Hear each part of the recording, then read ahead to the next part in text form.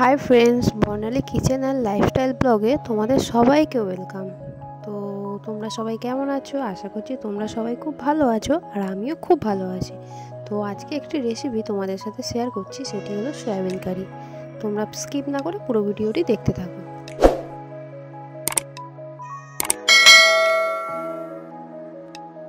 দেখো, সয়াবিনটা আমি গরম জলে ভিজিয়ে রেখেছি।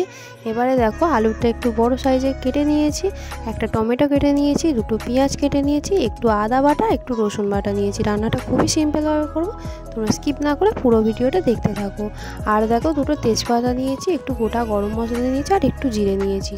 তো দেখো, প্রথমে কড়াই বসিয়ে দিয়েছি, কড়াই গরম হয়ে গেছে, তেল দিয়ে দিলাম পরিমাণ মতো, দিয়ে এবারে আমি আলুগুলোকে ভেজে নেব।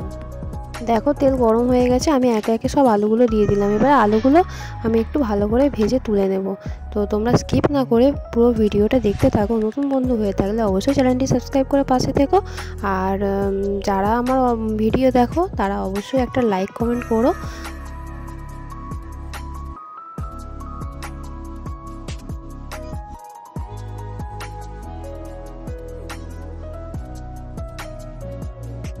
দেখো, আলুটার মধ্যে এবার আমি পরিমাণ মতো লবণ অ্যাড করলাম, আর পরিমাণ মতো হলুদ গুঁড়ো দিলাম, দিয়ে এবার আলুটাকে ভালো করে লাল লাল করে ভেজে নেব। তোমরা যদি এভাবে বানিয়ে না থাকো, একবার এরকমভাবে বানিয়ে দেখো, আশা করি তোমাদেরও খুব ভালো লাগবে। দেখো, আলুটা আমার লাল লাল করে ভাজা হয়ে এসেছে। এবারে আলুগুলোকে আমি তুলে নেব। তোমরা স্কিপ না করে প্লিজ পুরো ভিডিওটা সবাই দেখো। দেখো, আমি আলুগুলোকে একে একে সব তুলে নিলাম। এবারে ওই তেলের মধ্যে আমি এবারে সয়াবিনগুলো ভেজে নেব। তো দেখো, সয়াবিনগুলো জল ঝরিয়ে তুলে নিয়েছি জল থেকে। তো এবারে আমি সয়াবিনগুলো ওই তেলের মধ্যে দিয়ে ভেজে নেব।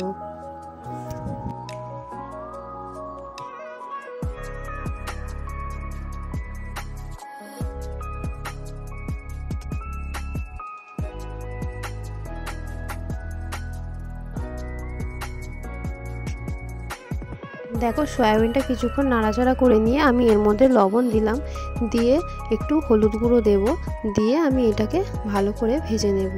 তো লবণ হলুদ গুঁড়ো দেওয়া আমার হয়ে গেছে, এবারে এটাকেও একটু ভালো করে ভেজে তুলে নেব।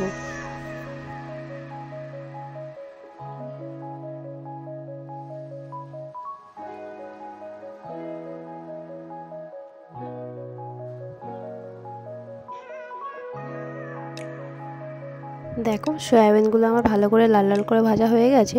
তো আমি এবার সয়াবিনগুলো তুলে নিলাম। এবার কড়াইতে আমি দিয়ে দিলাম গোটা গরম মশলা, তেজপাতা আর একটু গোটা জিরে। দেওয়ার পরে আমি পেঁয়াজ কুচিগুলো দিয়ে দিলাম। পেঁয়াজ কুচিগুলো দিয়ে আমি কিছুক্ষণ একটু ভেজে নেব।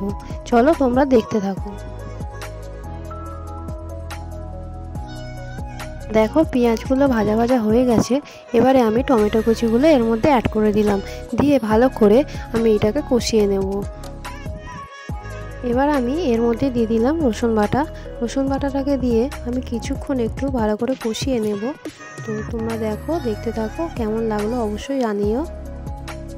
দেখো, রসুন বাটা দিয়ে আমি কিছুক্ষণ ভেজে নিয়েছি, নিয়ে এবারে আমি এর মধ্যে দিয়ে দেবো আদা বাটা। তো আদা বাটাটাকে দিয়ে দিলাম, দিয়ে এবার ভালো করে একটু কষিয়ে নেব।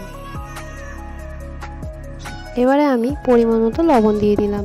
যেহেতু আমার সয়াবিন আলু আলাদা করে লবণ দেওয়া আছে, তো তাই জন্য আমি অল্প দিলাম।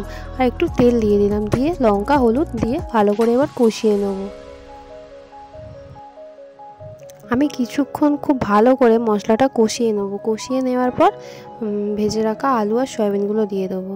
তো দেখো, ভেজে রাখা আলু আর সয়াবিনগুলো আমি দিয়ে দিলাম।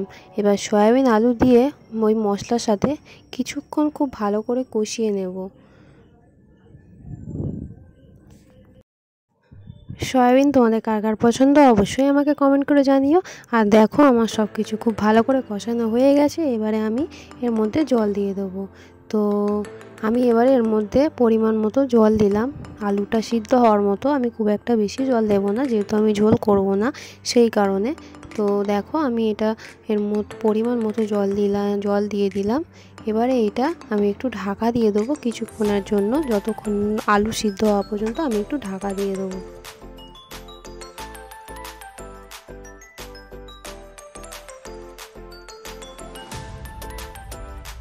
এবারে আমি একটু ঢাকা দিয়ে দেবো 10 মিনিটের জন্য।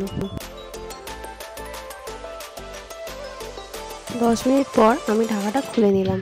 এবারে দেখে নেবো সব কিছু সিদ্ধ হয়ে গেছে কিনা। তো চলো আমি আলুটা সিদ্ধ হয়েছে কিনা দেখে নিই। দেখলাম আলুটা সিদ্ধ হয়ে গেছে, তরকারিটা আমার পুরোপুরি হয়ে এসছে। এবারে এর মধ্যে আমি কিছু মশলা অ্যাড করলেই আমার তরকারিটা পুরোপুরি রেডি হয়ে যাবে।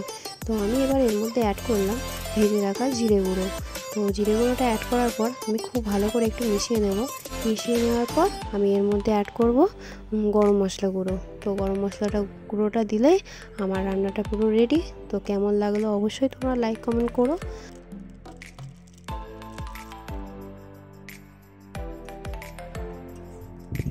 দেখো সয়াবিন কারি রান্নাটা আমার পুরোপুরি কমপ্লিট।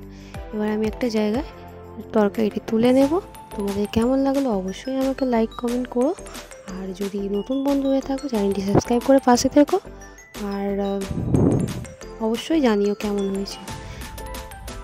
তোমরা যারা ভিডিওটি পুরো শেষ পর্যন্ত দেখলে তাদের জন্য অনেক অনেক ভালোবাসা। সবাই খুব ভালো থেকো, সুস্থ থেকো। আবার দেখা হবে নতুন কোনো ভিডিওর সাথে।